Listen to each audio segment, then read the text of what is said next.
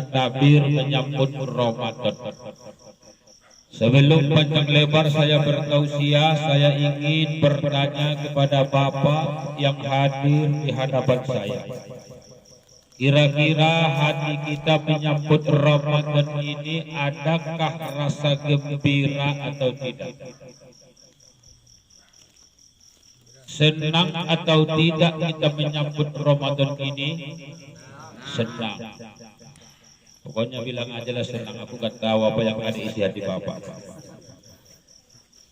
Soal besok bisa puasa cuma 15 hari itu gak aku tanya. Besok puasanya cuma kayak beduk, aku gak nanya. Tahu beduk kan Pak? Di depannya tertutup, di tengah sampai belakang bolong. Adakah untungnya kita gembira, bahagia menyambut Ramadan? Jawabannya ada. Apa untungnya kita kalau bahagia, senang menyambut Ramadan? Rasul bersabda dalam hadisnya, inilah dia jawabannya. Man fariha bidukhuli Ramadana haramallahu jasadahu 'alan nira. Siapa saja orang beriman, laki-laki atau perempuan, besar atau kecil, kulitnya hitam atau putih kayak aku, senang menyambut Ramadan, nanti di akhirat jasadnya diharamkan oleh Allah dibakar di dalam api neraka. Alhamdulillah. Ini bapak-bapak yang sudah diharamkan Allah dibakar jasadnya di api neraka. Amin ya Rabbal. Maka andaikan ada yang terlambat hari ini belum merasa gembira dengan datangnya Ramadan, ayo mulai sekarang ubah niat. Yang kurang senang, jadilah hati yang senang menyongsong menyambut bulan suci Ramadan yang sudah diambang pintu oleh kita umat Islam. Kalau menurut jadwal-jadwal yang beredar tanggal 13 Pak, hari Selasa. Jadi kalau sudah hari Selasa besok banyak ada yang merokok di siang hari. Ustadz, aku nggak tahan loh, kerja berat. Oke. Kalau Bapak kerja berat, nggak tahan puasa, ya udah. Kalaupun mau merokok, ya di dalam rumah. Lah ini kadang-kadang tengah hari bikin dodos, bawa jerigen air minum. Mulai kampung ujung sana sampai ujung sana lewat.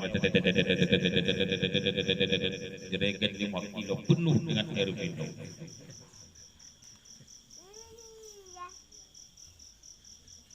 Iya Ustaz, orang yang saya lewati kan gak marah. Memang. Iya Ustaz, Pak RT aja gak usil. Memang.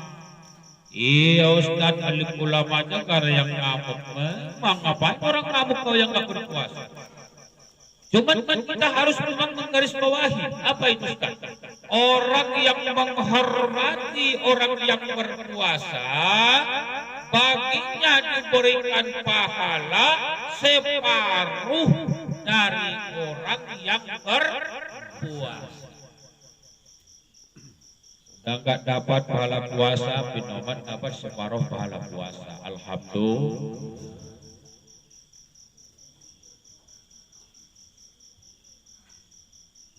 Bulan Ramadan istilah disebut bulan yang penuh rahmat.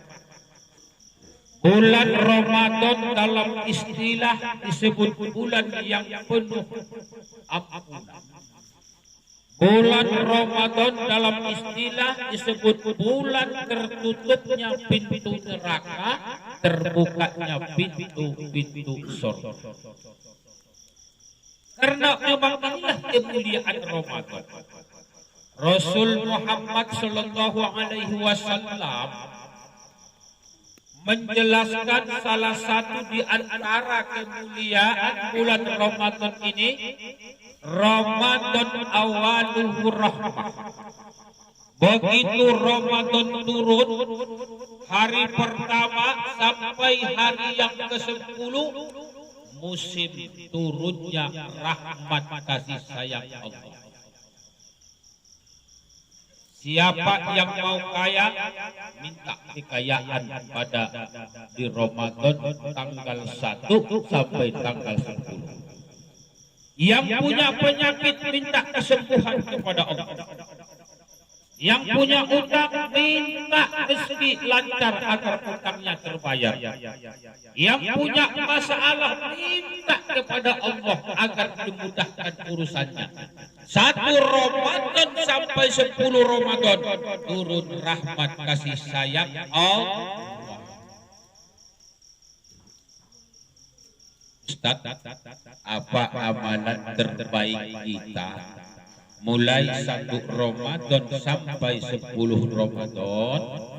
Amalan terbaik buat kita tergantung apa yang kita mau dari Allah. Begitu Ustaz.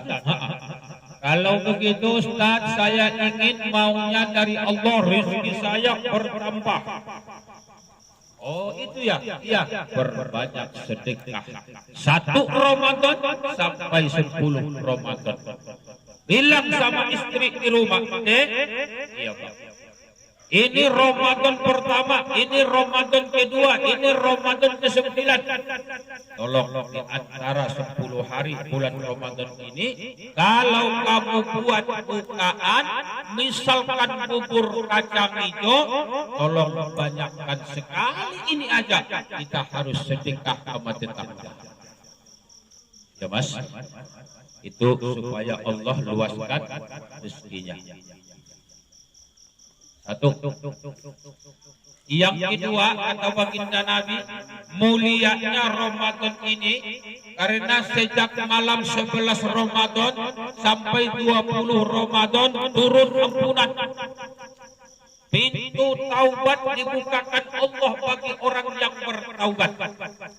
Ini kita semua jujur, pasti pernah bersalah. Betul nggak Mas? Tapi kalau ditimbang-timbang dosa bapak-bapak kecil bandingkan saya. Dosa bapak-bapak yang di hadapan saya ini kecil bandingkan saya. Artinya dosa saya lebih besar daripada bapak-bapak.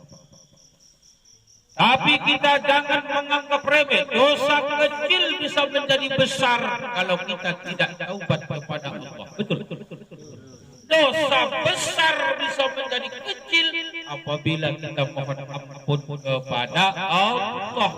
Maka oleh karena itu, Pak, kalau umur nanti sampai di sana, masuk malam 11 Ramadan sampai malam 20 Ramadan, ambil tasbih sebesar batu nangka, berbanyak istighfar mohon ampun kepada Allah. Habis subuh, astagfirullahaladzim, dapat 10 kali. Zuhur, astagfirullahaladzim, dapat 10 kali 20. Habis asar, tambah lagi 10, 30. Habis maghrib, tambah lagi 10, jadi 40. Habis isya, balik lagi 10, 50 istighfar sehari semalam. Apa sih dosa yang kau lakukan? Seandainya lah orang yang beristighfar 50 tadi, dosanya penuh dengan bumi, ampunan Allah jauh lebih luas dibandingkan dosanya sepenuh bumi. Alhamdulillah. Bahkan andaikan ada manusia dosanya penuh dengan bumi, penuh dengan langit, tapi karena dia istighfar kepada Allah, dosanya sepenuh bumi dan langit, semuanya diampuni oleh Allah. Illa asyirku billah, terkecuali dosa syirik kepada Allah. Dosa syirik kepada Allah. Tahu dosa syirik, Pak? Kasih tahu contoh. lama-lama anak kita demam, demamnya tinggi, datang ke rumah bidan, bidannya udah ngorok, gak bisa dibangunin, mau dibawa ke Sebangak, di jauhan jalan payah, hujan lebat. Tiba-tiba kita ingat di kampung kita ini ada uak lokot. Uak lokot ini kalau air dia jampi-jampi banyak yang mempat. Dikasih sama anak yang demam, demamnya turun. Dikasih sama anak yang pilek, pileknya sembuh. Datang kita tempat uak lokot. Assalamualaikum wa, waalaikumsalam. Tolong wa. Ini ngopo? Iki anak saya wa, demam. Wak lokot tak panjang cerita, dia ambil air putih, dia doa ini air putih. Dah nih bawa pulang, kasih minum anak dia wak. Sampai di rumah 2 jam setelah anak minum air putih, demamnya turun. Pagi-pagi bapak ditanya sama tetangga, gimana anaknya tadi malam? Allah, udah sembuh. Siapa yang menyembuhkan? Wak lokot. Kok bisa? Iya, datang ke rumah wak lokot, aku minta air putih, dikasih ke wak lokot. Sampai di rumah aku kasih minum, anakku sembuh. Wak lokot ya, wak lokot. Nah, itu syirik. Itu sih. Tapi kalau ngomongnya begini, anakku di mana berobat, wah itu udah bawa lokot sembuh. Alhamdulillah, berkah izin Allah, doanya wak lokot dikabulkan Allah. Maka anakku dikasih minum sama wak lokot, berkah izin Allah, anakku sembuh. Siapa bilang syirik model-model kayak gini? Berarti kalau begitu Ustaz tergantung daripada iktikat kita. Kalau memang kita tetap sandarannya kepada Allah, gedukun boleh nggak Ustaz? Boleh. Jumpai orang tua kalau anak sakit boleh nggak Ustaz? Boleh. Tapi kalau sandaranmu bukan kepada Allah, jangankan kepada orang tua, jangankan kepada dukun, ke bidan pun kita tetap syirik. Di mana anakku sembuh? Rumah sakit umum, dikasih bidan obat sembuh, dosa.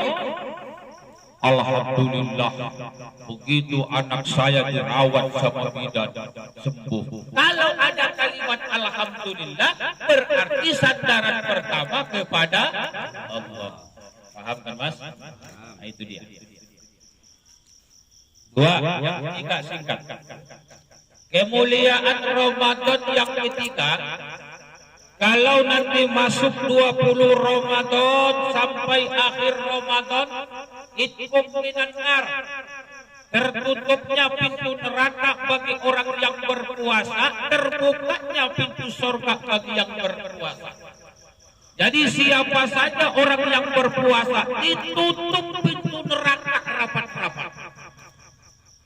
Yang dibuka pintu surga.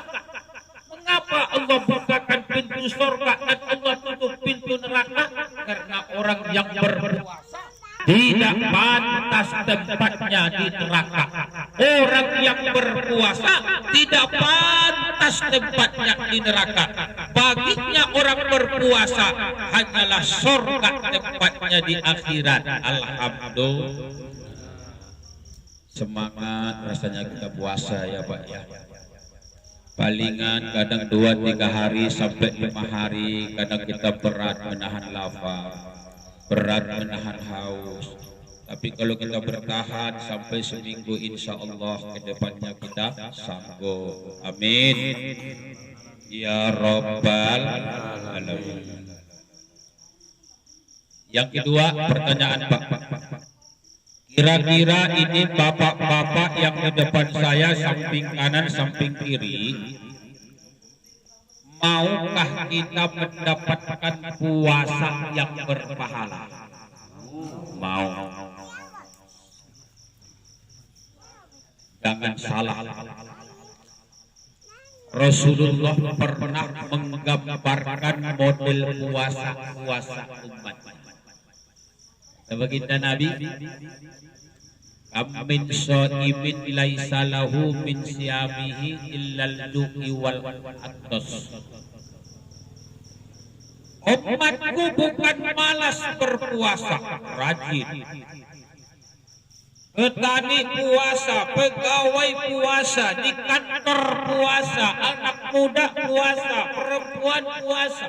Rajin memang umatku berpuasa. Rasul puji kita. Rasul puji umatnya orang yang rajin berpuasa.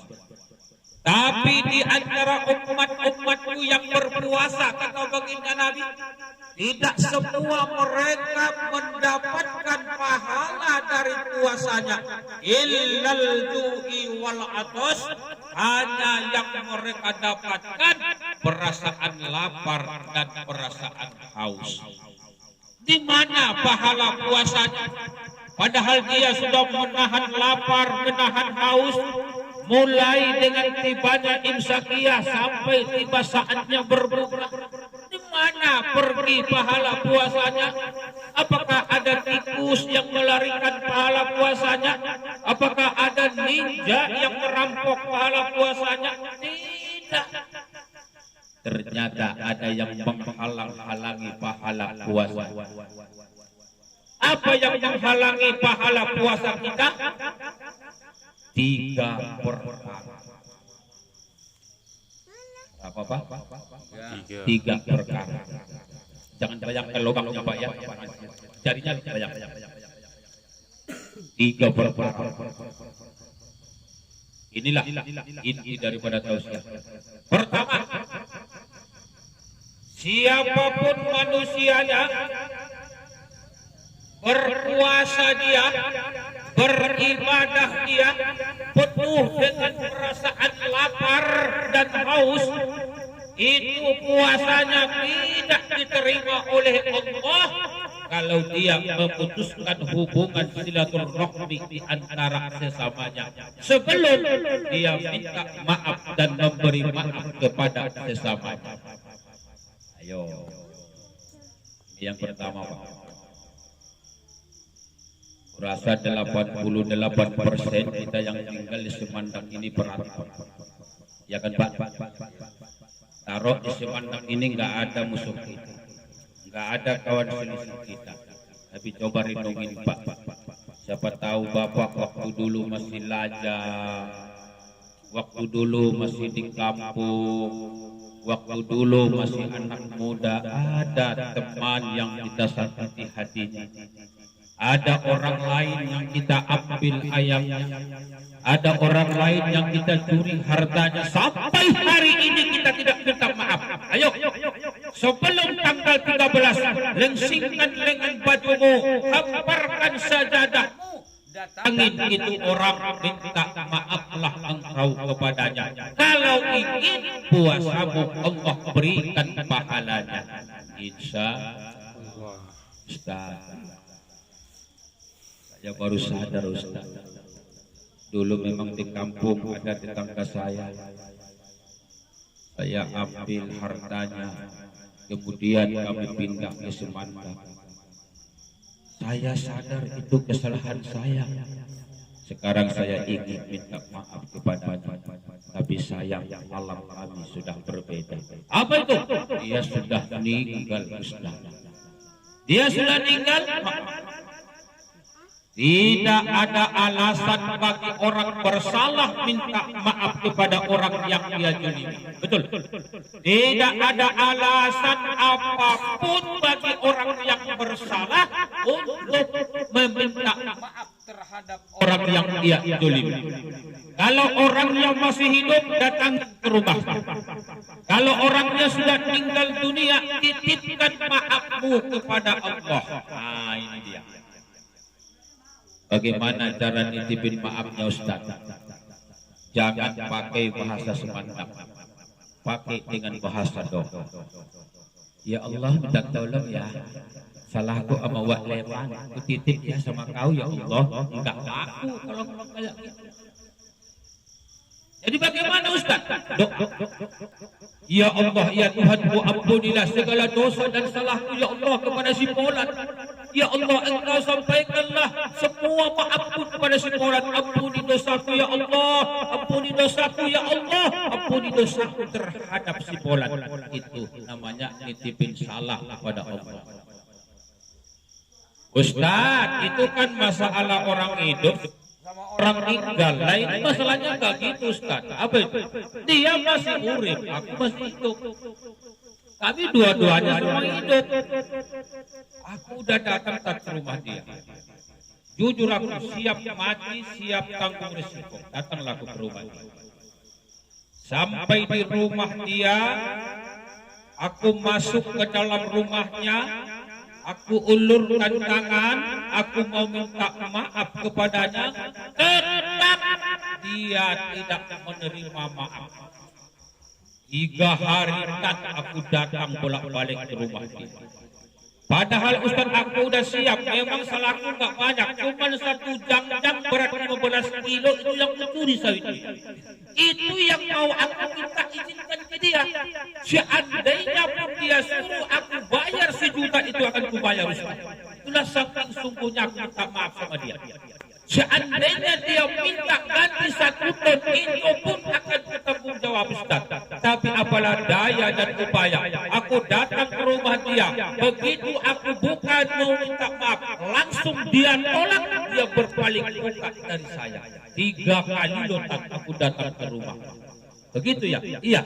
Kalau sudah 3 kali Pak kita datang ke rumahnya, jujur ikhlas siap tanggung resiko minta maaf, namun dia tidak memaafkannya, ana akmaluna walakum akmalukum. Urusan Bapak soal salah kepadanya itu sudah dihapus oleh Allah. Soal dia tidak memaafkanmu, itu dia yang punya urusan kepada Allah. Dosa orang yang minta maaf tadi itu diberikan kepada orang yang tidak mau memberi maaf.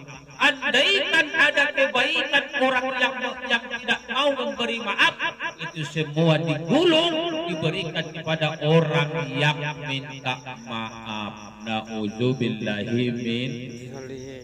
Ya tanya bapak-bapak. Ada 2 istilah mulai menyambut Ramadan sampai bulan Syawal. Istilah ini 2, minta maaf dan memberi maaf. Dua-duanya ibadah, tapi jauh lebih mulia orang yang memberi maaf. Kira-kira ini bapak-bapak saya ini model-modelnya apa ini? Model minta maaf atau model memberi maaf?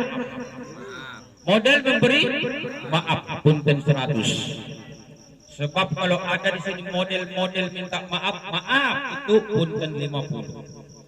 Kenapa begitu Ustaz? 6.666 ayat Quran yang dimaksud tangganya orang beriman supaya bisa ke surga bukan orang yang minta maaf, tapi orang yang bisa memberi maaf. Kalaupun tiap hari kita datang minta maaf, 1 kali kita memberi maaf, yang 1 kali itulah yang menghantarkan kita di akhirat masuk surga. Maka di Al-Quran Allah katakan tangganya orang beriman agar ia bisa ke surga, wal qaziminal ghaiza. Kalau punya rasa dendam, dia sanggup menghilangkan rasa dendamnya kepada orang lain. Wal afina anin nas, kalau ada orang yang menyakiti dirinya, ada orang yang menyakiti hatinya, dia mau memaafkan orang yang berbuat zolim kepadanya, maka itulah tangga ke surga. Alhamdulillah. Satu. Yang kedua, tidaklah berpahala ibadah puasanya umat Islam, tidaklah berpahala sholat tarawihnya umat Islam, tidaklah berpahala amal-amal ibadahnya umat Islam di bulan Ramadan. Siapa mereka? Istri durhaka kepada suami. Makanya tolong bapak-bapak yang punya istri, kalau salah istri ditegur. Ini kadang-kadang diam.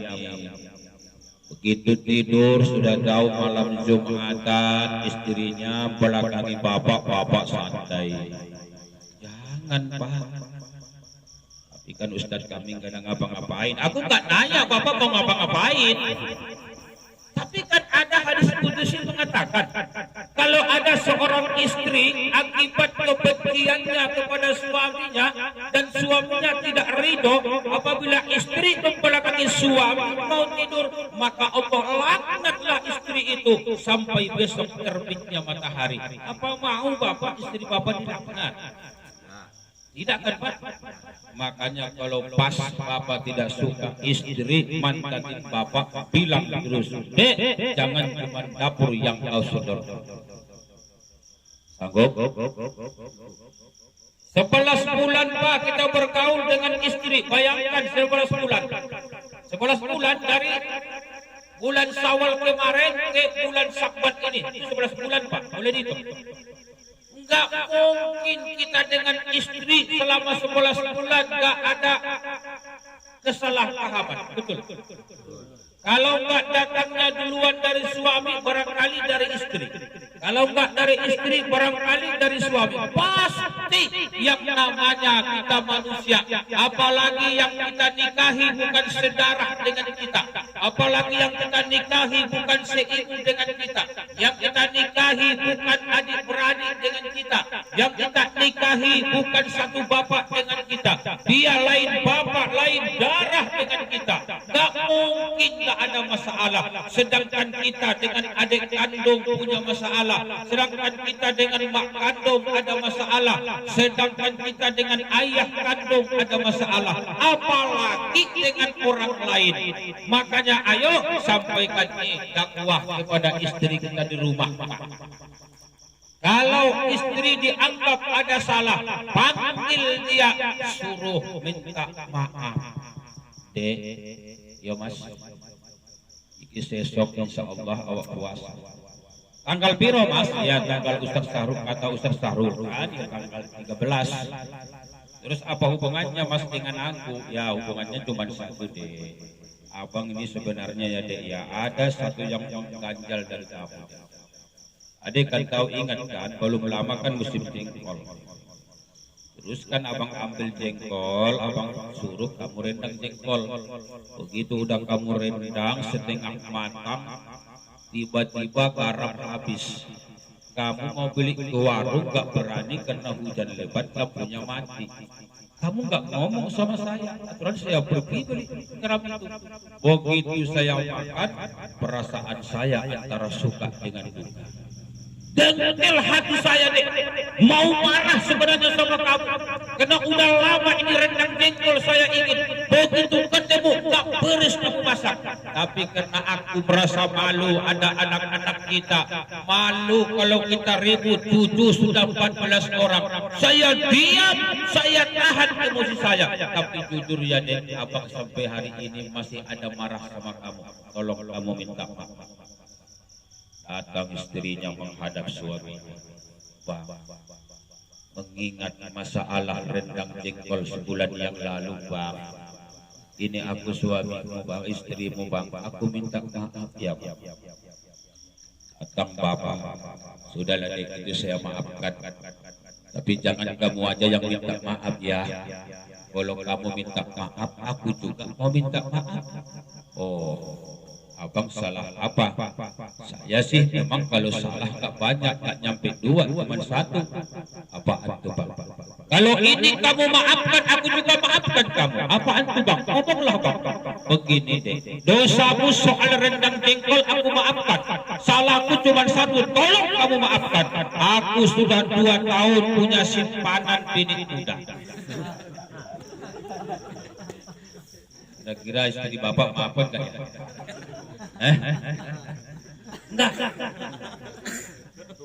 Enggak jago lah bapak kalau begitu. Udah berapa pak? Penghalang puasa? 2. Terakhir yang ketiga. Tidak diterima puasanya, ibadahnya umat Islam di bulan Ramadan. Durhaka kepada orang tua sebelum ini anak minta maaf kepada orang tua. Terhalang puasanya, nggak ada pahalanya kalau dia pernah menyakiti orang tuanya dan sampai hari ini dia belum minta maaf kepada orang tuanya. Kita ini kan kadang-kadang nggak tahu. Kita kira apa yang kita lakukan cocok bagi orang tua, belum tentu. Apalagi Pak, orang tua kita sudah lanjut usia. Semakin usianya tua itu semakin banyak rewelnya. Ya Pak ya. Dulu waktu kita nikah masih orang tua kita muda, kita bawa istri kita ke rumah, wah orang tua kita senang banget, dipujilah istri kita. Begitu mak kita berusia 60 tahun, padahal bini yang kita bawa ke rumahnya itu juga, mukanya pun gak ada kita tukar. Sebiji pun jarinya gak kita kan. Beda ini mama kita. Istri itu aku gak suka itu. Sakit hati aku gara istri. Emangnya kita apa? Ya udah kamu jangan banyak tanya tolong. Aku sakit hati sama istri kamu itu. Padahal istri Jawa itu gak salah. Ini bawaan Tuhan. Makanya yang namanya kita sebagai manusia, walaupun hari ini sudah tua, walaupun hari ini kita sudah punya menantu, kita tetap wajib minta maaf terhadap orang tua. Ustaz, orang tua aku udah meninggal. Kalau masih hidup Ustaz, aku ikhlas. Ke Ekloba pun aku datang. Aku tinggalkan kerjaanku 2 hari khusus nyium tangan orang tua di Ekloba. Jadi sekarang apa artinya Ustaz? Orang tua aku udah meninggal. Orang udah meninggal. Udah. Ongkos pulang kampungmu itu godok lain. Godok ongkos pulang kampungmu itu. Apa Ustaz? Adakan kenduri. Nggak sanggup undang 10 orang, ambil 7 orang. Nggak dipaksa kok. Nggak bisa 7 orang Ustaz. Udah ambil 5 orang. 5 orang nggak bisa Ustaz, sudah 3 orang. Sudah parah kali sebenarnya ini. Masa nggak bisa kasih makan orang 3 orang? Nggak bisa 3 orang Ustaz. Udah, ini sebelum Ramadan kau keluarlah ketiga-tiga. Tengok ada nggak orang di situ yang mau makan. Begitu dia duduk di rumah makan, dia udah makan, kau program makan lah kau di situ. Asik kok, asik. Walau kau nggak makan. Ini cara supaya kau bisa bayar dia. Udah selesai. Ya Pak ya. Nah, apalagi di akhir Ramadan. Di akhir Ramadan itu Pak, amalan luar biasa. Coba bayangkan. 10 akhir Ramadan itu ada malam Lailatul Qadar. Tahu malam Lailatul Qadar Pak? Lailatul Qadar itu khairum min alfi syahri, malam yang lebih baik daripada 1000 bulan. Tanggal 21, 23, 25, 27, 29, pokoknya 10 akhir malam-malam ganjil bulan Ramadan itu turun malam yang lebih baik daripada 1000 bulan. 1000 bulan itu kalau kita hitung-hitung dengan kalkulator sekitar 83 tahun. Coba bayangkan. Siapa yang beramal malam Lailatul Qadar mendapat amal 83 tahun. Ada anak si kecil umur 15 tahun. Berangkat ke masjid malam 21, iktikaf dia di masjid, dapat amal 83 tahun. Padahal usianya belum sampai 83 tahun. Ada bapak-bapak usia 40 tahun, iktikaf ke masjid, beramal di masjid. Malam 21 dia beramal, 23 dia beramal, 25 beramal, 27 beramal, 29 dia beramal. Iktikaf artinya berzikir satu malam suntuk, maka pahala dia diberikan 83 tahun, padahal usia masih 40 tahun. Tapi Pak, kalau Bapak mau iktikaf ke masjid Pak, jangan banyak bawaan. Ini ada orang dulu Pak yang mau iktikaf ke masjid, tilam diangkat, kasur dibawa, selimut dibawa, autan dibawa, itu pindah itu Pak. Iktikaf itu ya sampai di masjid, sholat sunnah 2 rakaat. Nama sholatnya sholat Lailatul Qadar. Usolli sunnatan Lailatul Qadar rakaataini adaan lillahi ta'ala Allahu Akbar. Rakaat pertama setelah Fatihah baca ayat Al-Qadar. Inna anzalnahu fi lailatul qadar. Lailatul qadar khairum min alfi syahr dan seterusnya. Rakaat kedua baca ayat Inna a'tainakal kautsar. Tapi tolong pastikan hafal dulu siangnya ayat-ayat Inna a'tainakal kautsar. Kalau sudah betul bisa kau baca baru kau pakai ayat. Sebab kalau ragu jangan. Ayat ini memang pendek bang, tapi suka melinglong. Inna a'tainakal kautsar fasholli li rabbika wanhar. Inna lupa dia. Inna a'tainakal kautsar fasholli li rabbika wanhar. Inna lupa lagi. Sampai setengah jam. Inna. Lama-lama kan dapat dia satu ayat lain. Inna lillahi wa inna ilaihi raji'un.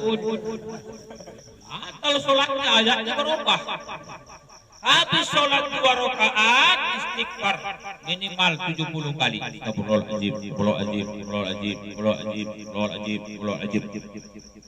Habis istighfar kemudian duduk iktikaf, duduk berdiam diri di masjid.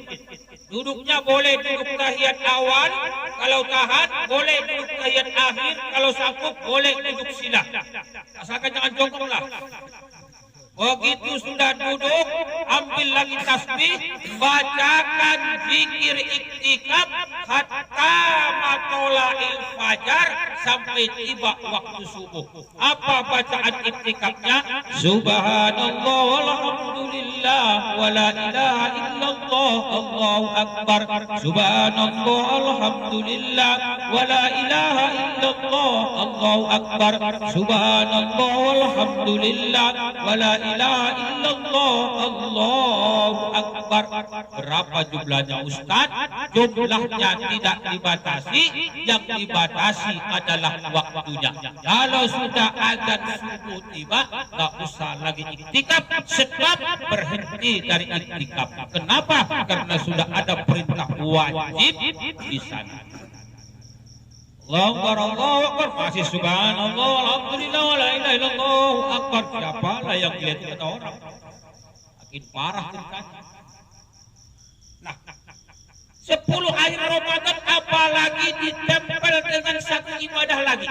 Apa ibadah yang satu lagi Ustaz? Wa anfaqa 'alal walidain. Kalau sudah masuk 10 akhir Ramadan, berbagilah dengan orang tua. Apa itu Ustaz? Tolong usahakan tahun ini, walaupun orang tua kita kaya, mobilnya ada, ladangnya luas, sementara kita cari makan di ladang orang, rumah kita kontrak. Tapi usahakan di akhir Ramadan, 10 hari Ramadan atau seminggu lagi mau lebaran, tuh orang tua kita yang sudah tua, orang tua kita yang sudah kulitnya keriput, orang tua kita yang dulu melahirkan kita, muliakan dia di hari lebaran itu. Jangan sempat orang tua beli pakaian untuk pakaian sholatnya. Jangan sempat dia yang membelikan mukena untuk sholatnya. Jangan sempat tuh orang tua yang membelikan sandal untuk dibawa sholat. Dari kitalah anak, kitalah semua yang akan memberikannya. Kalau orang tua kita di kampung, ambil handphone, telepon tuh mama tercinta. Mama, kami tidak bisa mudik mama, karena di TV ada cerita lockdown mama. Tapi mama nggak usah berlinang air mata, nggak usah sedih mama. Kami tetap mengingat jasa-jasa mama. Mama, tahun ini kami muliakan mama. Mukena mama nggak usah pikirkan. Kain sarung nggak usah mama pikirkan. Pakaian ke masjid gak usah mama pikirkan. Bilang tuh sama ayah, semua kami kirim dari Sumatera. Betapa bahagianya perasaan orang tua. begitu kiriman sampai diterima oleh mak kita yang melahirkan kita, dia cium itu pemberian kita, kemudian sempat dia berkata, ya Allah, mudahkan rezeki anakku yang kesumandak ya Allah, mudahkan rezekinya ya Allah, lapangkan rezekinya ya Allah. Belum sampai setahun kita akan merasakan makna arti daripada doa-doa orang tua kita. Itu sebabnya Allah mengatakan kepada kita, wabil walidaini ihsana, sebagai anak wajib berbakti kepada orang tua. Ini kita semua ini Pak. Inilah laki-laki yang pernah menyakiti mama kandungnya. Ini semua ini. Saya nggak peduli, walaupun sudah tua hari ini, tetap saya bilang inilah orang yang pernah menyiksa mama kandung. Padahal dulu ayahnya capek melamar mamanya, sampai lempar-lemparan kaca, sampai kadang-kadang berondok-berondok karena kakek kita nggak setuju kalau ayah nikah sama mama kita. Dipertahankan oleh ayah kita. Hujan tak peduli, angin kencang terpa, lebih untuk pacaran sama mama kita. Setengah mati dulu ayah melamar mama kita. Setengah mati dulu ayah kejar-kejar mama kita. Begitu sudah jadi mama kita, 9 bulan 10 hari kita siksa itu mama kita. Betul? Inilah kita Pak. Kalau normal dulu mama kita melahirkan Pak, menurut perkiraan dokter 9 bulan 10 hari itulah usia kandungan normal. Istri kita hari ini hamil, benar. Istri kita hari ini melahirkan, benar. Tapi sama kan Ustaz dengan penderitaan mama kita dulu waktu melahirkan kita, jangan sama. Kalau istri kita hari ini melahirkan Pak enak, sakit ngidam, ada obat, bawa ke dokter, sembuh sakit ngidamnya. Kumat darah tingginya waktu hamil, ada peredam darah tingginya. Begitu saat mau melahirkan, sudah 2 jam di rumah sakit, gak lahir-lahir, katuban sudah pecah, cepat jalan keluar, sap, selesai. Dulu mama kita mana tahu Pak yang namanya bidan, betul gak? Yang istilah operasi kecil, operasi besar, heading, mana tahu dulu mama kita itu. Saya aja Pak kelahiran 2008, tak tahu mama saya itu apa yang namanya heading, apa yang namanya operasi. Zaman dulu itu Pak, yang namanya bidan desa nggak ada, betul nggak Pak? Nggak ada bidan desa, bukan tahun berapa ada bidan desa. Makanya kalau dulu Pak jangan salah, banyak mama-mamanya orang dulu meninggal bukan karena demam, meninggal bukan karena urat asam, meninggal bukan karena asam urat, meninggal karena melahirkan. Pendarahan, rumah sakit di kecamatan baru ada, pendarahan lewat. Sekarang kan ada istilah lama-lama Pak. Bahkan ada orang baru 4 bulan 5 bulan sudah lahirkan. Ya Pak ya, cepat prosesnya, cepat sekali. Makanya saya bilang kalau saya dipikir Pak terkenal, dipikir saya ini tukang doa yang dokter. Saya Pak doa yang dokter dipikir. Karena pernah dulu Pak ada kejadian, ada orang nikah, aku disuruh ceramah sekaligus doa selamat. Saya ceramah, saya doa. 3 bulan saya selesai mendoakan pengantin, bapaknya pengantin itu nelpon saya, Ustaz, ya, alhamdulillah Pak Ustaz. Kenapa? Doa Pak Ustaz manjur. Manjur bagaimana Pak? Alhamdulillah Pak Ustaz, kan baru 3 bulan. Ustaz doakan anak saya pengantin baru. Iya Pak, sudah melahirkan Ustaz. Ya rupanya ya sebelum nikah kamu udah berisi tabungan kan begitu Pak ya, tinggal bongkar mah. Hadirin yang dimuliakan Allah Subhanahu wa taala. Ayo, mari kita membalas jasa kebaikan orang tua kita. Wa anfaqu 'alal walidain, amalan termulia di bulan Ramadan. Bersedekahlah kita kepada orang tua kita. Ustaz, orang tua saya sudah meninggal. Bagaimana saya mau sedekah mukena? Bagaimana saya bersedekah sarung? Bagaimana saya mau beliin dia baju lebaran? Uang saya memang ada, Ustaz. Rezeki saya memang terbagi buat mereka, Ustaz. Tapi mereka sudah berada di dalam tanah. Mereka sudah meninggal dunia. Gampang caranya, Pak. Coba tanya tetangga kita. Umur berapa dulu mama kita meninggal? Kata tetangga, Ustaz, umur 40 tahun. 40 tahun? 40 tahun. Cari di kampung Semendak ini. Ada nggak ibu-ibu yang usia 40 tahun muslim? Ada, Ustaz. Berketepatan 5 rumah dari rumah. Udah, panggil tuh ibu yang umur 40 tahun. Panggil, Wak, ya. Aku ada rencana, Wak. Apa itu? Aku belikan uak mukena, aku belikan uak sarung, aku belikan uak baju sama sandal. Berikan ke dia. Sebelum berangkat dari rumah ini niat sudah bulat. Ya Allah, aku sedekah sama mama. Ya Allah, aku memberikan sesuatu sama mama. Padahal yang kita berikan bukan langsung ke mama kita, melalui dengan orang lain. Itu pun bahagian dari ibadah.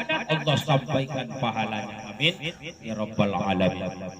Baik, mungkin itu saja yang dapat disampaikan. Barangkali nanti ada pertanyaan ya Pak ya. Dipersilakan Pak. Kalau ada pertanyaan kami tunggu.